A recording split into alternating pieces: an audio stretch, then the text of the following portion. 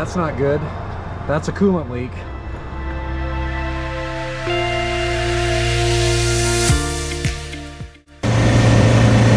Good morning, everybody. Today we started our drive before the sun comes up because we've got a long one ahead of us. We're going to try to make it to Crescent City, California, which is the last town before we hit the Oregon border. We've got over 6 hours of driving today, so we need to get going. So we're going before even Mr. Sun gets up.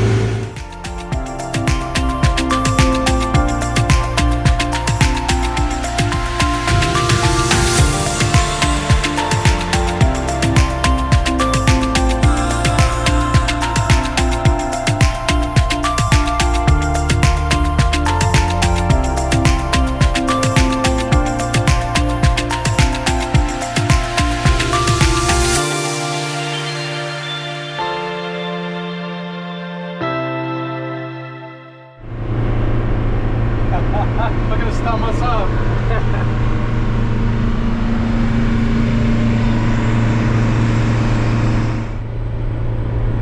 After all that, can you believe after that long hill, we never went above 200 degrees on the engine temp?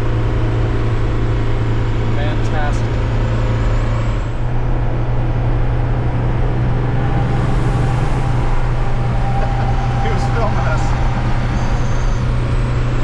Filming us. That's awesome.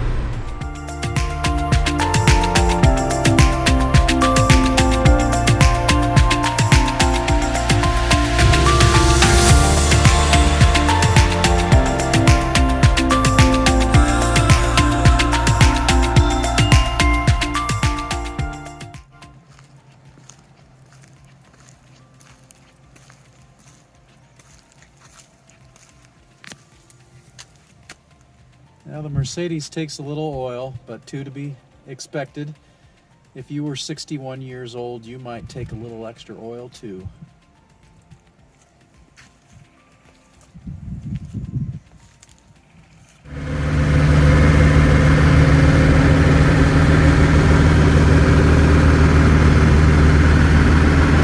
Big trees, Keith?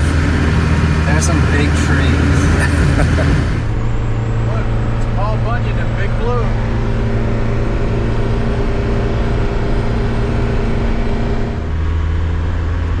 On the edge of a cliff.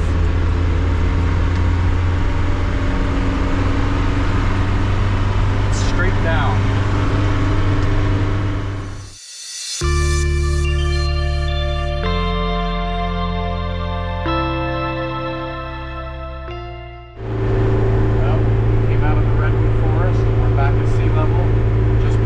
Crescent City, our destination for tonight.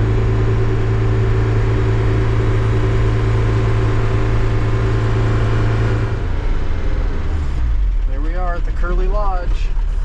Oldie but goodie.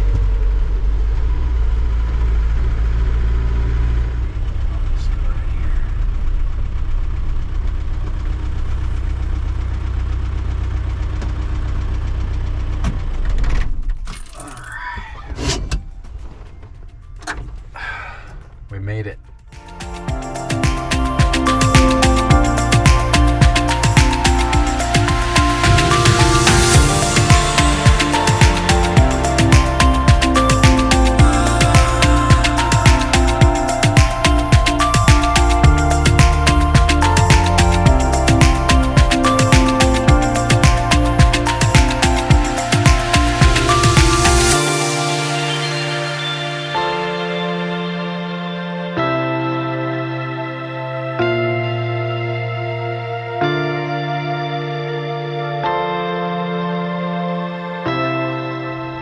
Well, it's been a few days, a lot of miles, several quarts of oil, and a lot of diesel, but we've made it to Crescent City, California, the last town before we cross over to our home state of Oregon, and Mercedes van has done an amazingly good job. Today was our longest by mileage by far of any other day. Been pretty well rounded in what Mother Nature's thrown our way, and the van has handled everything flawlessly. Looking forward wrapping up this trip tomorrow. Hope you've had fun watching so far.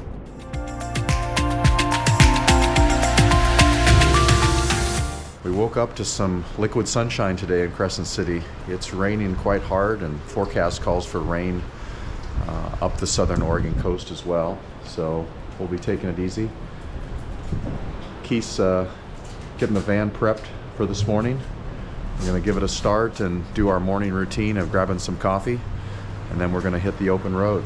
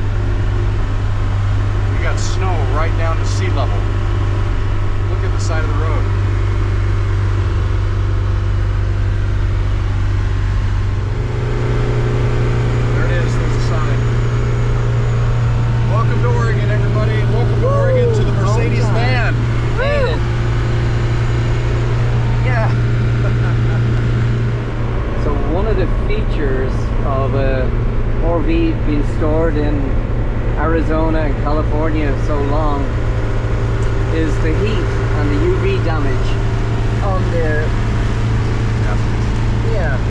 on the rubber gasket. I'm not actually sure what type of material it is, but you can see the cracking on it.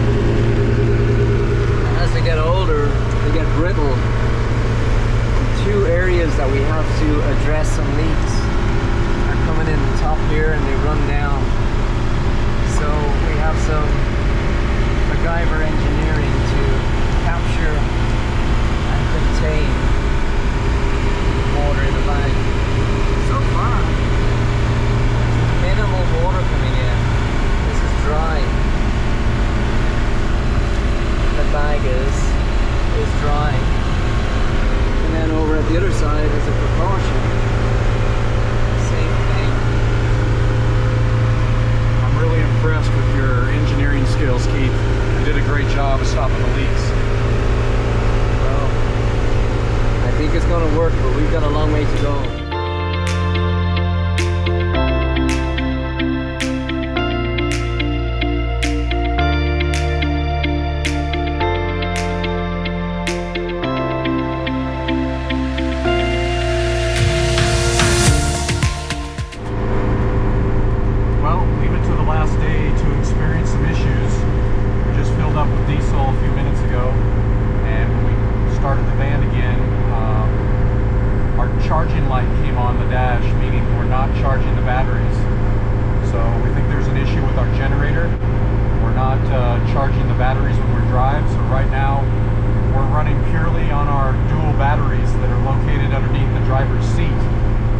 Tried to minimize any draw on those batteries. We've shut our headlights off.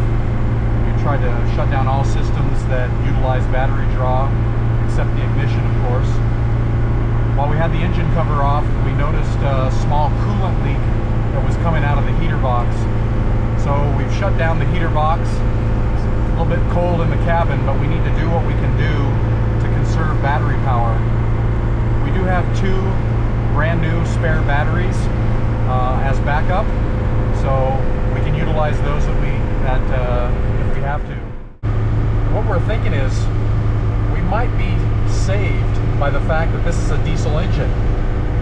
Unlike a regular petrol burning engine that uses spark ignition, a diesel engine uses compression to ignite the diesel air mixture. So what that means is, because this is a diesel, we don't have a spark ignition system that we need to power through our batteries. That may be a good thing. So maybe the fact that Mercedes van here is running a diesel, we can go easy on these batteries and limp it home. Another feature of this van that may help us in trying to preserve battery life is the fact that this is running a mechanical fuel injection system.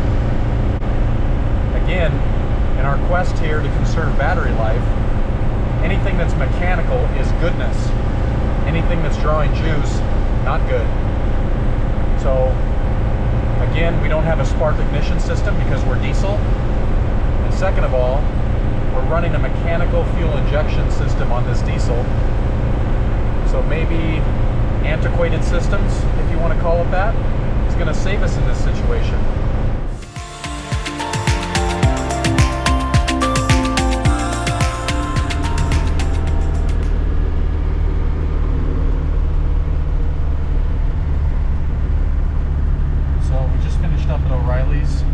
We kept the motor running while we ran in and bought a couple of jugs of coolant. Opened up the radiator and topped it off with coolant. Keith also played with a battery isolator switch that the van came with that's underneath the driver's seat. Usually at night when we're done driving the rig, we put it to the off position. So Keith was able to toggle the switch to the off position, and it did not affect the motor running at all.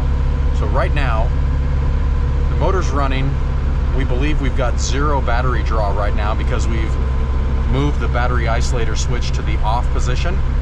So theoretically we're not drawing any juice from the batteries. We're simply running on old-fashioned diesel power with mechanical fuel injection. No battery draw. We have our lights turned off. We don't have turn signals, so we're going to use old-fashioned hand signals. But I think we're going to be able to make it home. Nothing like a little drama for the last segment on the last day for the final push home. But we're managing it. Well, that's not good. That's a coolant leak. We've pulled over to the side of the road here in Florence, Oregon, and we've got a coolant leak in our heater core. So the plan here is to reroute this coolant line that goes into the heater core and block off the heater core so we can eliminate whatever is causing the leak. Hopefully we can then top off with fluid and hit the road again, but we've got a severe leak here we've got to take care of. The radiator was foaming over. Air was getting in from the heating system.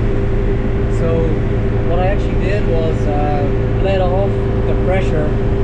And what we noticed was it was down on fluid, of course, because there was a leak in the radiator for the cooling system.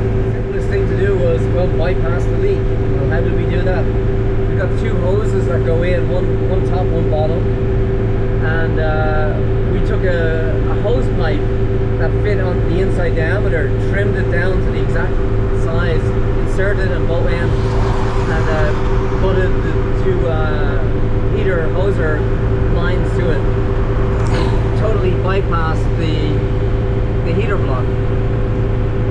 Tested it, it looks good, refilled it with coolant fluid, and we're on the road again. Well, here we are back on the road again. All gauges optimal. We do have one red light that we're monitoring, but look where it's allowing us to go and see.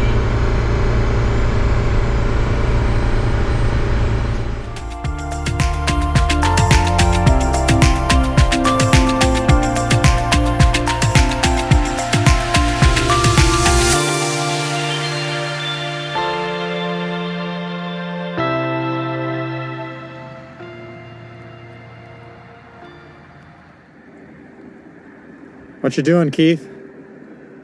I'm taking a regular scheduled service and adding some water to the car. It saves us $19.95. But this is 100% genuine, unfiltered Oregon water. Thanks, buddy. You did it. Let's go put this inside the radiator. Let's do it, man.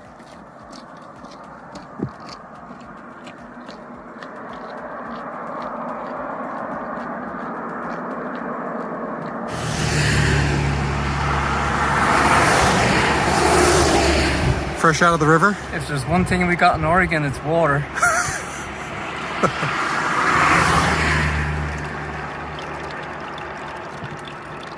You can hear it.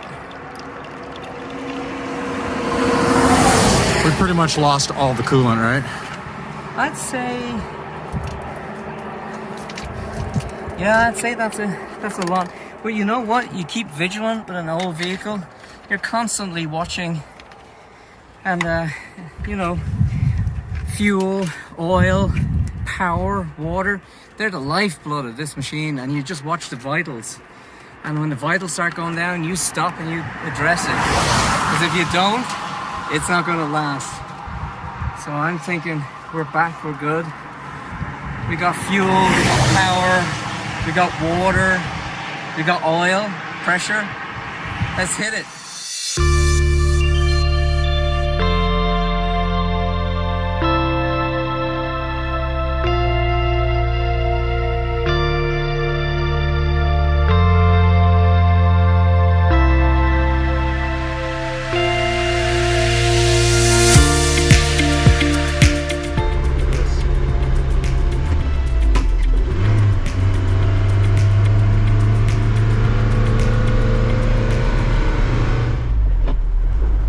Looks like Oregon gave us the final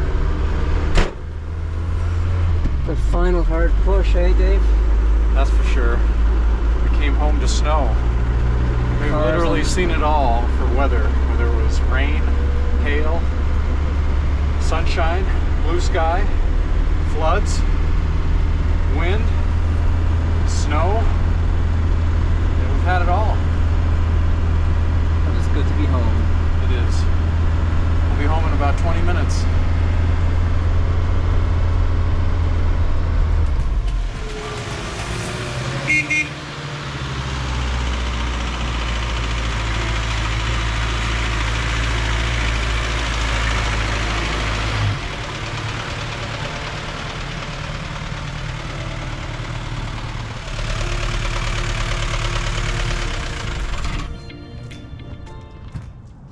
Well, that brings to a close one heck of an adventure.